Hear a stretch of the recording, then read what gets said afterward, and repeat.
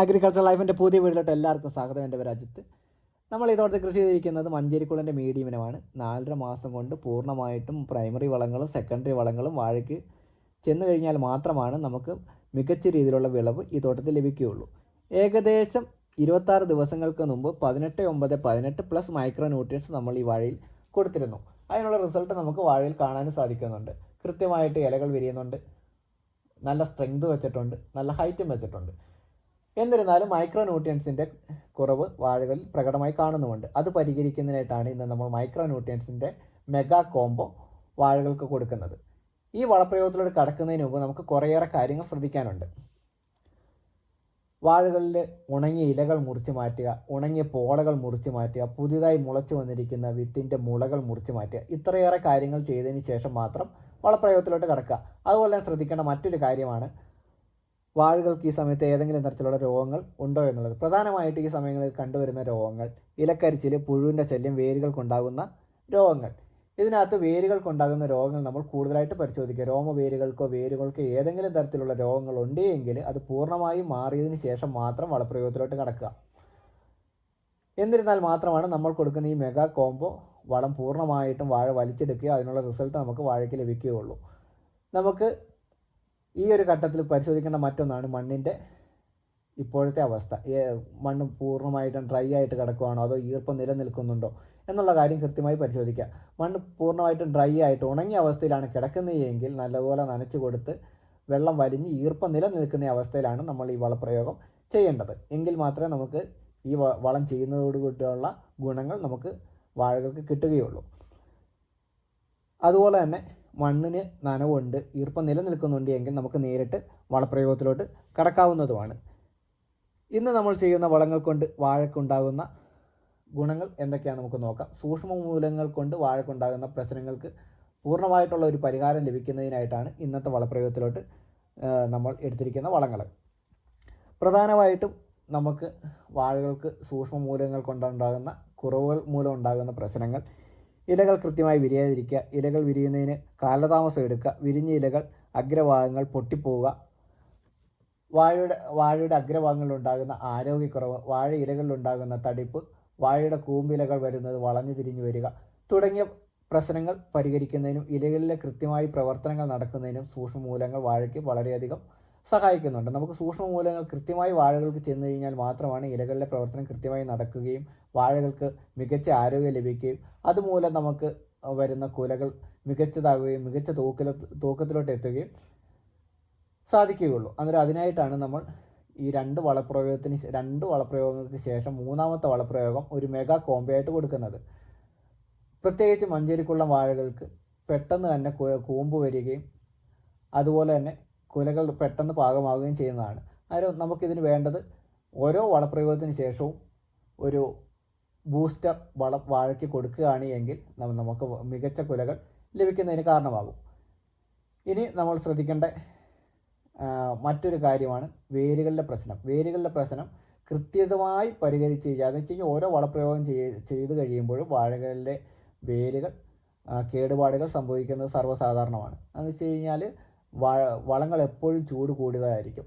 അതുകൊണ്ട് തന്നെ വേരുകൾക്ക് കേടുപാടുകൾ സംഭവിക്കുകയും ചെയ്യും. അന്നേരം ഇതിനുള്ള പ്രതിവിധികൾ ചെയ്തതിന് ശേഷം മാത്രം വളപ്രയോഗത്തിലോട്ട് കടക്കുക. വേരുകളെ എപ്പോഴും സംരക്ഷിച്ച് നിർത്തുക.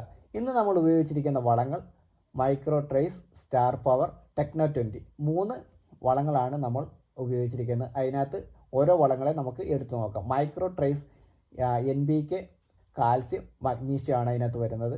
മൈക്രോ ട്രേസ് 1 കിലോയാണ് നമ്മൾ 200 ലിറ്റർ വെള്ളത്തിലോട്ട് എടുത്തിരിക്കുന്നത്. അതുപോലെ തന്നെ star power iron, calcium, boron, zinc, manganese, vitamins ആണ് ഇതിനകത്ത് വരുന്നത്. തുടങ്ങി മൈക്രോ ന്യൂട്രിയൻസുകളാണ് ഇതിനകത്ത് വരുന്നത്. അത് നമ്മൾ 1/2 ലിറ്ററാണ് 200 ലിറ്റർ വെള്ളത്തിലോട്ട് എടുക്കുന്നത്. അതുപോലെ തന്നെ നമ്മൾ അടുത്ത വളമാണ് ടെക്നോ 20. അതിനകത്ത് NPK 20-20-20 ആണ് വരുന്നത് പ്രധാനമായിട്ടും. അതുപോലെ തന്നെ water soluble phosphate, potassium, sodium ഇതിനകത്ത് വരുന്നുണ്ട്. അത് നമ്മൾ 200 ലിറ്ററിലോട്ട് 1 കിലോയാണ് എടുക്കുന്നത്. ഇത് മൂന്നും കൂടി 200 ലിറ്റർ വെള്ളത്തിൽ മിക്സ് ചെയ്തിട്ട് ഒരു വാഴയ്ക്ക് 1 ലിറ്റർ എന്നുള്ളത് രീതിയിൽ ഒഴിച്ചു കൊടുക്കുക. വാഴയുടെ തടയോട് ചേർന്ന് തന്നെ ഒഴിച്ചു കൊടുക്കാനായിട്ട് ശ്രദ്ധിക്കുക. അതുപോലെ തന്നെ നമ്മൾ ശ്രദ്ധിക്കേണ്ട കുറച്ച് കാര്യങ്ങൾ കൂടിയുണ്ട്. ഈ ഒരു കോംബോ കഴിഞ്ഞതിന് ശേഷം നമുക്ക് വാഴകൾക്ക് ഏകദേശം 20 ദിവസങ്ങൾക്ക് ശേഷം അടുത്ത വളപ്രയോഗത്തിലോട്ട് കടക്കാം.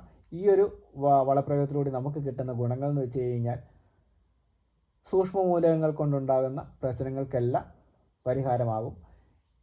ഇന്നത്തെ വളപ്രയോഗം നിങ്ങൾക്ക് മനസ്സിലായെന്ന് വിചാരിക്കുന്നു. സൂക്ഷ്മ മൂലകങ്ങൾ കൊണ്ടുണ്ടാകുന്ന പ്രശ്നങ്ങൾക്ക് പരിഹാരമായിട്ടാണ് നമ്മൾ മെഗാ കോംബോയിലുള്ള വളപ്രയോഗത്തിലോട്ട് നമ്മൾ കടന്നിരിക്കുന്നത്.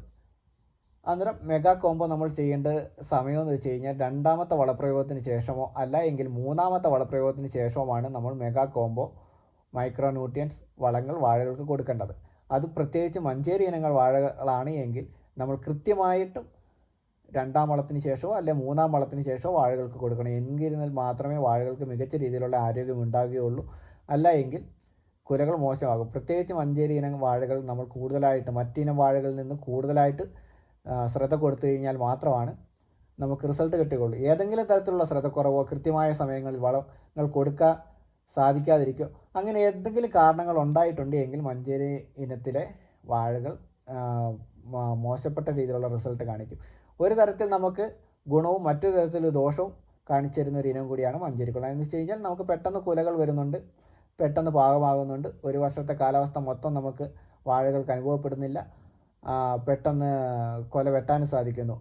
അങ്ങനെ ഒരു അഡ്വാൻറ്റേജ് ഇത് നിലനിൽക്കെ തന്നെ ഇതിൻ്റെ ഒരു ഡിസഡ്വാൻറ്റേജ് ആയിട്ട് കാണുന്നത് നമ്മൾ കൃത്യമായിട്ടുള്ള വളപ്രയോഗങ്ങളല്ല വാഴയ്ക്ക് കൊടുക്കുന്നത് എങ്കിൽ നമുക്ക് 10 കിലോയിൽ താഴെയിലോട്ട് നമ്മുടെ ആവറേജ് തൂക്കം എത്തുകയും നമ്മൾക്കതൊരു നഷ്ടക്കച്ചവടത്തിലോട്ട് എത്തുകയും ചെയ്യും. അതുകൊണ്ട് തന്നെയാണ് നമ്മൾ മഞ്ചേരിക്കുള്ള വാഴകൾ കൃഷി ചെയ്യുമ്പോൾ ഓരോ വളപ്രയോഗത്തിന് ശേഷവും നമ്മൾ കൃത്യമായി ബൂസ്റ്ററുകൾ ആദ്യം നമ്മൾ ഒന്നാമത്തെ വളപ്രയോഗം കഴിഞ്ഞ് അല്ലെങ്കിൽ രണ്ടാമത്തെ വളപ്രയോഗം കഴിഞ്ഞ് ഒരു ബൂസ്റ്റർ ചുവട്ടിൽ ഒഴിച്ചു കൊടുക്കുകയോ അല്ല എങ്കിൽ ഇലകളിൽ സ്പ്രേ ആയിട്ട് ഫോളിയറായിട്ട് ചെയ്യുകയെങ്കിലും ഏറ്റവും കുറഞ്ഞ പക്ഷം ചെയ്യേണ്ടതാണ്. നമ്മൾ ഇപ്പോൾ ഈ ഒരു വളപ്രയോഗത്തിന് ശേഷം ഏകദേശം 7 ദിവസം കഴിയുമ്പോൾ നമ്മൾ ഒരു ഫോളിയാർ വളം ഇലകളിലോട്ട് കൊടുക്കും. അന്നേരം വാഴകൾക്ക് മികച്ച രീതിയിലുള്ള ആരോഗ്യം നല്ല വളർച്ചയും ലഭിക്കുന്നതിന് അത് കാരണമാവുകയും ചെയ്യും.